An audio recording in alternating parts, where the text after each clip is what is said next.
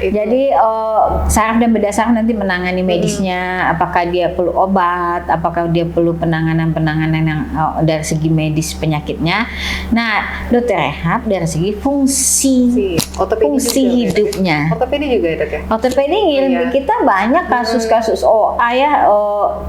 ibu-ibu dengan pasca bahkan sudah operasi lututnya itu kayaknya mereka cenderung hidupnya itu begadang ya. Oke.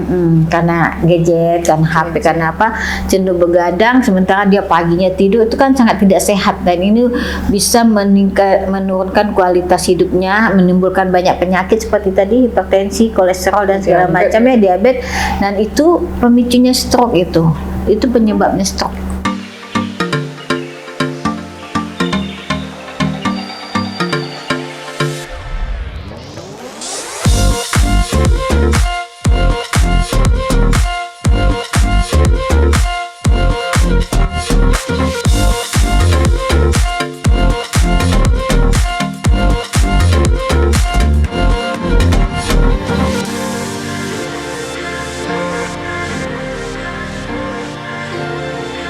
Assalamualaikum warahmatullahi wabarakatuh. Halo Sobat Sehat Rumah Sakit Unan. Hari ini bersama saya Eva dalam Bincang Sehat Rumah Sakit Unan. Dan seperti biasanya, hari ini kita juga ditemani dengan kopi susu dari Coffea Rumah Sakit Unan. Jadi buat Sobat Sehat yang datang ke Rumah Sakit Unan, jangan lupa berkunjung dan mampir di lantai 1. Di sana ada coffee shop kita yaitu Coffea dan ada banyak variannya dan ada non-kopi juga pastinya. Baik Sobat Sehat, hari ini di Bincang Sehat kita akan membahas rehabilitasi pasca stroke. Dan tentunya saya tidak sendiri, langsung saja kita undang narasumber kita, Dr. Linda Marpati, SPK FR. Beliau adalah dokter spesialis rehab medik di Rumah Sakit Unan. Kita langsung sapa saja. Assalamualaikum dok. Waalaikumsalam. Apa kabarnya dok? Baik, alhamdulillah. Ini dok kita selamat bergabung di Bincang Sehat Rumah Sakit Unan dok, yang dimana pembahasan kita hari ini yaitu rehabilitasi pasca stroke. Boleh tahu dok Sobat Sehat tentunya ingin tahu apa itu rehabilitasi yang dimaksud rehabilitasi, terutama rehabilitasi pasca stroke. Oke, kita hari ini sesuai topik aja ya. Jadi sebenarnya rehabilitasi itu luas sekali ya. Benar. Banyak kasus-kasus yang memerlukan penanganan rehabilitasi. Tapi topik kali ini rehabilitasi pasca stroke ya. Jadi rehabilitasi pasca stroke itu sebenarnya dimulai sejak pasien fase akut di rawatan. Jadi memang dari sejak terserang stroke, kemudian ditangani oleh spesialis saraf atau bedah saraf, itu dalam keadaan kondisi akut sudah bisa dikonsulkan. Jadi kita juga menangani yang dalam rawat inap. Nah nanti kita melakukannya bertim. Di mana nanti dari DPJP yang mengonsulkan apakah itu bedah saraf atau saraf neurologi, nanti saya sebagai DPJP rehabilitasi medik, spesialis rehabilitasi medik nanti melihat, saya asesmen, kemudian saya tentukan apa yang akan dilakukan terhadap pasien ini, langkah-langkahnya. Itu diawali dengan apakah perlu tindakan yang akan dilakukan oleh fisioterapi. Jadi saya bikin program rehabnya, nanti akan dipanggil fisioterapinya. Nanti dia menangani. Jadi yang kita tangani di fase akut programnya berbeda. Fase subakut, fase akutnya sudah lewat, pasien memasuki fase subakut, tentu dokternya yang akan menilai ya. Itu programnya beda lagi. Itu timnya sama gitu. Timnya tetap, apakah memerlukan, jadi saya melihat, ini perlu fisioterapi diturunkan untuk melakukan mobilisasi, kemudian perlu ini terapi bicara mungkin karena dia tidak bisa bicara, atau afasia, atau lidahnya pelo ya, atau mungkin dia memerlukan okupasi terapi. Jadi dokter rehabnya yang bikin programnya, nanti terapisnya datang, tinggal menjalankan. Nah itu tergantung apa yang saya dapatkan, apa yang saya asesmen, apa yang saya dapatkan, nanti mereka datang melakukan programnya. Jadi tentu fase akut lain, fase subakut lain, fase kronik lain. Nah, fase akut dan subakut itu bisa terjadi di rawat inap, sedangkan fase kronik itu di rawat jalan. Berarti ya, tentu di rawat jalan. Setelah dirawatan nanti baru tahunya akut nih dok ya. Jadi saya datang dulu memenuhi konsul dari neuro atau bedah saraf, nanti saya asesmen, baru saya bikin program dan akan dijalankan oleh para terapis. Oh, berarti Ya. itu berarti itu masuk persiapan ya dok ya? Persiapan yang dilakukan sebelum rehab pasca stroke ya? Langkah-langkah yang dokter bilang tadi itu ya? Persiapan. Oh, dia udah stroke ini, Iya, benar. cuman fasenya masih akutkah, masih subakutkah. Jadi programnya saya bikin programnya. Jadi bukan langkah-langkah nih. Oh, oke. Program dulu ya dok ya? program. Pasien ya? Nah, langsung nanti terapisnya didatangkan. Oh, oke. Nah, jadi nanti saya bikin program, terapisnya yang melakukan. Nah, programnya itu bisa saja fisioterapi aja, atau butuh fisioterapi dan terapi bicara, atau butuh tiga-tiganya, okupasi terapi juga. Nanti ini akan berlanjut. Seperti kita tahu bahwa penyakit stroke itu nggak akan selesai di rawat inap ya. Jadi dia akan berlanjut fase kronik. Lanjutan ya? Iya, fase kronik. Nah, itu nanti dirawat jalan. Oh, oke, berarti rutin di rehab ya dok ya? Kalau tergantung ininya. Terus selain pasien pasca stroke nih, pasien apa lagi yang membutuhkan rehab biasanya dok? Kalau pasien, ya tadi saya bilang, kita topiknya hari ini kan pasien pasca stroke. Sebenarnya rehab itu luas sekali. Kita menangani pasien mulai dari baru lahir.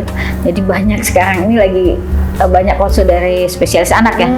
Pasien-pasien di ICU ya, sampai orang yang sudah tua dari geriatri. Jadi kita banyak juga dapat konsul dari DPJP geriatri penyakit dalam ya. Di sini ya.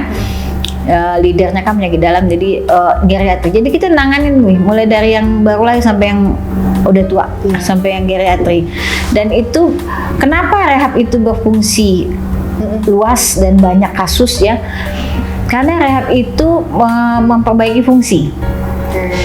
Jadi inti penyakitnya kan sama DPJP-nya itu nanti, penyakit dalam, hipertensi, kasih obat hipertensi. Tapi fungsinya yang terganggu kita yang ngurusin, rehab yang ngurusin. Apa yang terganggu? Fungsi berjalan ya, fungsi berjalan, fungsi bicara, fungsi menelan, fungsi penggunaan tangan gitu ya, keahlian. Itu nanti rehab yang berfungsi. Makanya rehab itu luas sekali cakupannya, semua DPJP bisa konsul.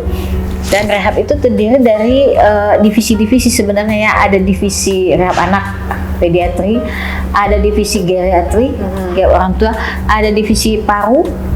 Jadi pasien-pasien paru juga konsul ya, masalah pernafasannya, retensi putung, tidak bisa batuk segala macam ya. Ada divisi jantung ya. Jadi orang jantung pasca operasi jantung, sebelum operasi itu juga akan dilakukan rehabilitasi. Kemudian ada divisi cedera olahraga. Oh iya. Kemudian ada divisi neurologi ya, dan neurologi tentu pasiennya dari saraf ya, dari bedah saraf. Kemudian ada divisi muskuloskeletal. Jadi muskuloskeletal itu divisinya itu dari ortopedi biasanya konsulnya ya, pasien-pasien OA, low back pain gitu. Nah itu semua. Nah rehabilitasi itu masih langka. Tidak hanya di Indonesia memang. Iya dok. Makanya satu rumah sakit itu satu dokter itu kadang sampai 4 rumah sakit ya kan, karena dibutuhkan. Paling tidak sebenarnya satu rumah sakit minimal satu tuh harus ada, karena dia termasuk penunjang utama. Jadi dia kan di rehab ini kan semua konsul di satu. Jadi dia tersendiri instalasinya. Jadi dia harus ada. Makanya kita masih butuh banyak sekali spesialis rehab medik ya. Terkait dengan rehabilitasi pasca stroke ini dok, itu pasien-pasien yang udah dokter tangani pasca stroke ini ya, itu dari kalangan umur berapa yang paling banyak dok? Kalau pasien stroke ini kan trennya dulu kan usia-usia ya? di atas 50 tahun ya kan. Sekarang udah lebih ke bawah. Oh iya. Udah mulai ke usia muda 30 tahun, 40 tahun ya. Mungkin kan stroke itu penyebabnya kita tahu ya kan, dia punya penyakit dasar yang menyebabkan stroke, biasanya hipertensi, kemudian hiperkolesterol ya, kemudian bisa karena diabetes, bisa karena penyakit jantung ya. Jadi hal-hal yang menyebabkan ini juga bisa karena gaya hidup ya, lifestyle yang jadi kita tahu anak-anak sekarang tuh kayaknya mereka cenderung hidupnya tuh begadang ya. Oke. Karena gadget, karena HP, karena apa, cenderung begadang sementara dia paginya tidur, itu kan sangat tidak sehat dan ini bisa menurunkan kualitas hidupnya, menimbulkan banyak penyakit seperti tadi hipertensi, kolesterol dan segala macamnya, diabetes, dan itu pemicunya stroke itu penyebabnya stroke. Berarti sekarang udah turun nih.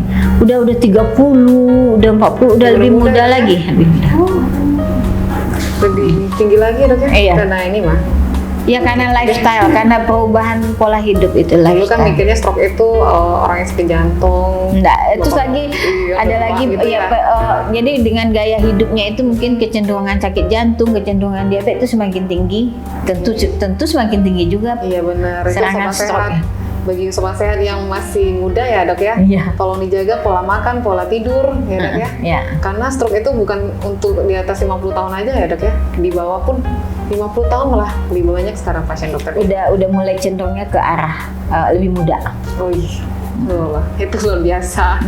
Semoga lebih ini lagi lah sobat Ya. sehat, lebih selektif lagi lah dalam memilih pola hidup sehatnya. Selanjutnya dok, kita masih tentang terkait rehabilitasi pasca stroke ini lebih kembangnya lagi ada nggak dok? Fasilitas apa saja yang di Rumah Sakit Unan di rehab medik terutama nih yang ada untuk menunjang pasca stroke ini?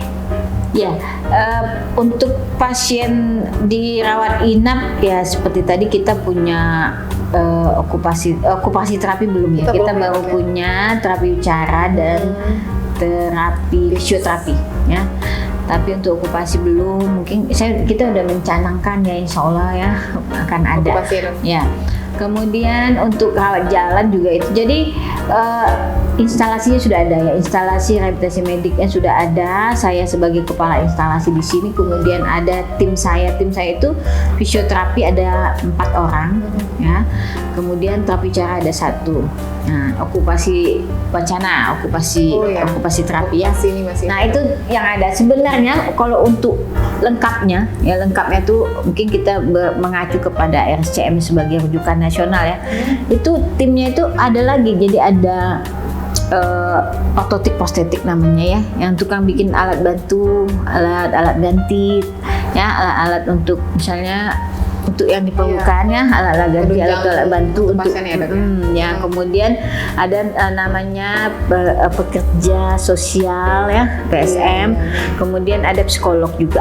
Jadi itu masuk dalam tim rehab. Nah, kalau itu akan lebih lengkap dan tentu saja ruangannya itu akan lebih besar. Tapi insya Allah kita sebagai rumah sakit yang boleh dibilang baru berdiri ya, belum lama, jadi kita sudah melangkahnya sudah lumayan ya, kita sudah punya ruangan tersendiri dengan alat-alat yang cukup bagus ya, ada tempat gymnya sedikit walaupun kecil, ada alat-alat gymnya ada, kemudian alat-alat terapinya modalitasnya ada, ya, fisioterapinya sudah udah modern ya. Nah, fisioterapinya udah berempat nih, dan pasiennya juga makin ramai ya, karena rehab itu termasuk favorit. Jadi pasiennya cenderung bertambah gitu ya. Iya, karena ini sobat sehat yang udah merasakan layanan fisioterapi itu mereka akan terasa ya dok ya, perubahannya, manfaatnya apa gitu kan. Jadi itu ya dok ya, terutama untuk yang pasca stroke ini berarti itu sangat diperlukan lagi banget ya dok untuk rehab ini. Ya, Terkadang karena kita tahu stroke itu penyebab kecacatan nomor 1. Iya. Ya, penyebab kecacatan juara kalah tuh yang lain-lain kan. Nah, nanti kan sequelae istilahnya. Jadi si akibat dari si stroke ini, akibat serangan stroke itu terjadilah kelumpuhan sebelah, sehingga mulai dari susah duduk. Jadi kita melatih tuh bagaimana dia dari berbaring ke duduk. Kemudian dia susah dari duduk ke berdiri.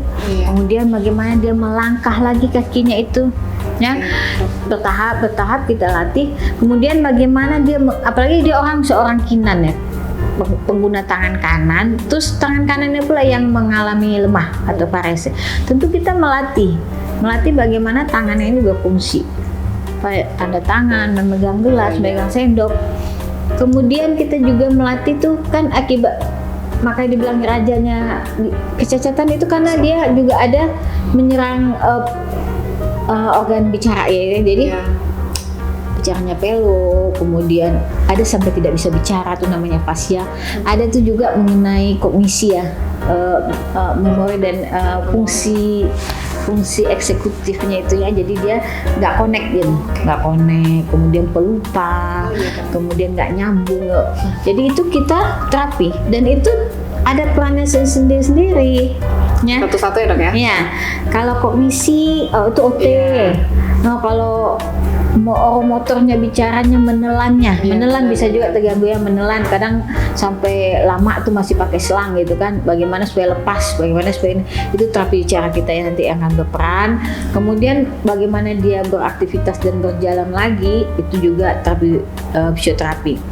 Tidak jarang juga satu pasien itu tiga-tiganya dapat ya. Nah, terapi tiga-tiga macamnya.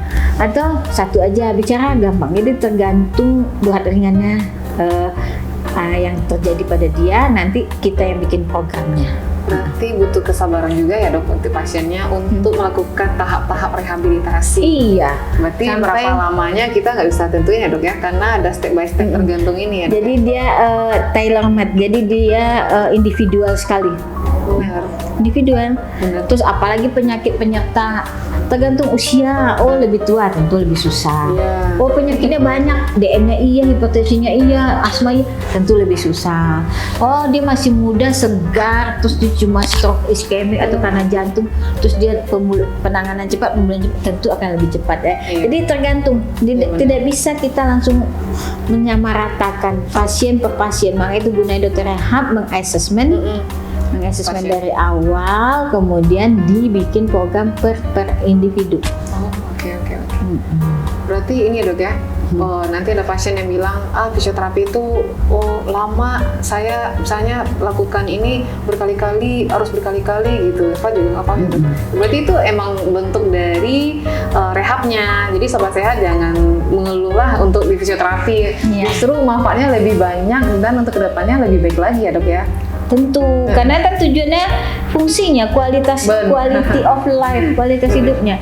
Apa fungsinya? Itu yang kita ajarkan. Lagi pula kita tahu bahwa tentu dengan fasilitas BPJS yang 2 kali seminggu tentu tidak memadai. Jadi kita akan nyuruh mereka untuk home program. Kita kasih home program di rumah begini. Atau misalnya kalau dia masih dibantu, kita ajarin caregiver. Benar. Caregiver dia tanya siapa yang di rumah yang membantu ibu.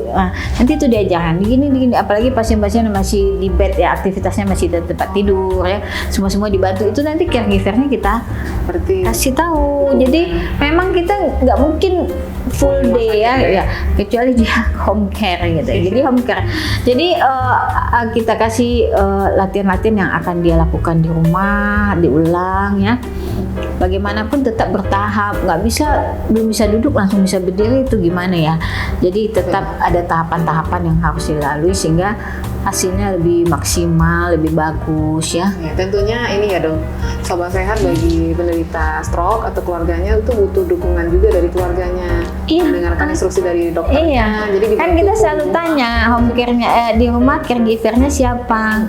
Nanti kita akan menjelaskan, oh begini loh cara bolak-baliknya, oh begini cara mendudukkannya, bagaimana. Oh nggak bisa langsung aja didorong-dorong duduk, nanti siapa tahu terjadi sinkop atau apa gitu kan. Jadi kita terangkan juga kepada caregiver untuk pasien ya. Berarti insya Allah ya dok ya, kalau rehabnya diikutin, didukung keluarga, insya Allah itu ada perbaikannya lebih baik lagi. Jadi kan tidak perlu sobat sehat pesimis lah dengan jika terjadi stroke ya dok ya. Karena jika ikutin instruksi dari dokter rehab terutama ya dok ya, dokter yang terkait lah, dokter saraf tadi ya dok ya, dokter apa lagi dok? Dokter saraf, dokter bedah saraf ya dok ya. Jadi saraf dan bedah saraf nanti menangani medisnya, apakah dia perlu obat, apakah dia perlu penanganan yang dari segi medis penyakitnya. Nah, dokter rehab dari segi fungsi hidupnya. Ortopedi juga ya dok ya? Ortopedi kita banyak kasus-kasus OA ya, ibu-ibu dengan pasca bahkan sudah operasi lututnya itu, setelah operasi gimana? Oh, kasih rehab. Gimana supaya lututnya bisa bergerak lebih luasa, akhirnya terjadi pola jalan yang lebih baik, tidak kesakitan. Nah, itu sebenarnya jadi setelah ortopedi rehab. Iya. Dokter.